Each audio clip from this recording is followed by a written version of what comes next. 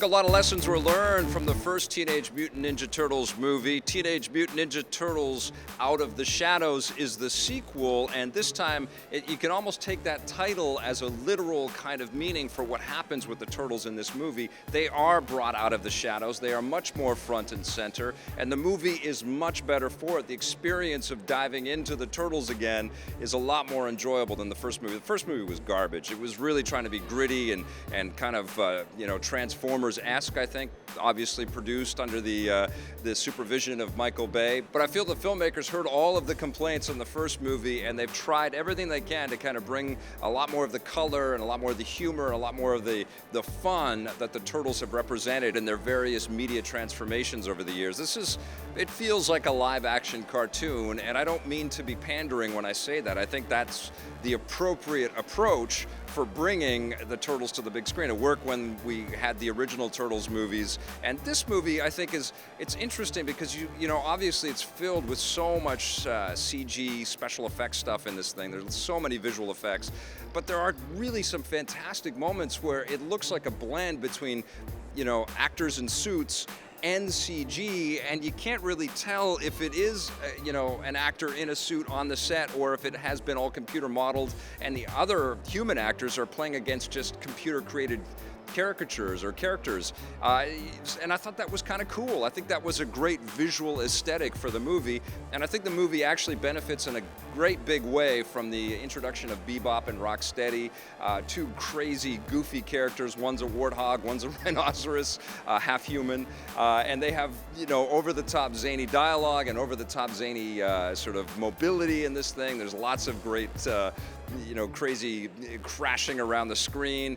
I actually dug the way that they shot this movie as well too. A lot of sort of off-kilter camera angles, very comic booky, very over the top, and I think that was the right approach. Was to obviously there's some moments where the camera's just following these characters around too much, and especially combined with the added darkness of wearing 3D glasses, some of the sort of minutia of the motion gets lost in all of these elaborate kind of action sequences, just like in the first movie. But when we do get a little bit more color on screen and we pull the camera back a little bit so we can see these characters and we frame it so it feels like comic book panels, it's actually kind of fun to watch. I think the biggest detriment to this movie is actually the efforts made to kind of continue establishing the April O'Neil character as played by Megan Fox. We got Stephen Amell as Casey Jones, and we've got Will Arnett as Vernon Fenwick, who is the cameraman that's he's bestowed with all of the credit for saving New York the first time from Shredder's evil plans. All of that human stuff in this movie, it doesn't work that well. I think there's some moments that are kind of cool. I think I think that Stephen Amell, has the energy to portray a decent Casey Jones in this movie. I'm a fan of his from Arrow, obviously. I think with Megan Fox, again, there's so much effort to sexualize the character, to make her look beautiful on screen. She almost looks more made up and more CG and more unrealistic than the Turtles do in some points. You guys don't really want to do this again, right? The humans have some okay sequences where they're trying to steal sort of, the chemicals that these evil scientists are building and stuff like that, where they're kind of offering a support role to the Turtles. But the Turtles, as it should be, are the true center of this movie, and they're the most fun. And I actually think that the interplay and the dialogue and the interactions between the four Turtles this time is much better. Certainly it's not the best incarnation of this thing. I think if you're looking for the most fun from a visual Turtles experience, you're probably going to get that out of a cartoon.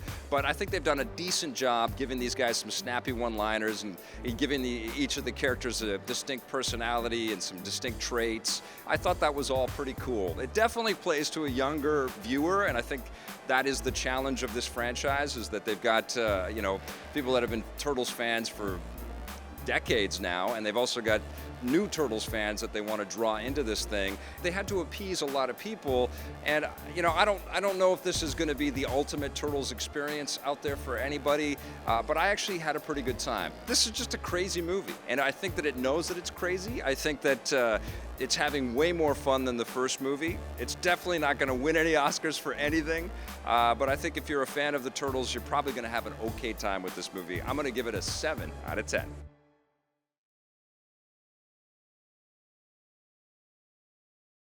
Hey, thanks for checking out that video on our EPN channel. It's just one small part of the things that we make around here. So if you liked it, don't forget to check out some of our other vids and hit that subscribe button.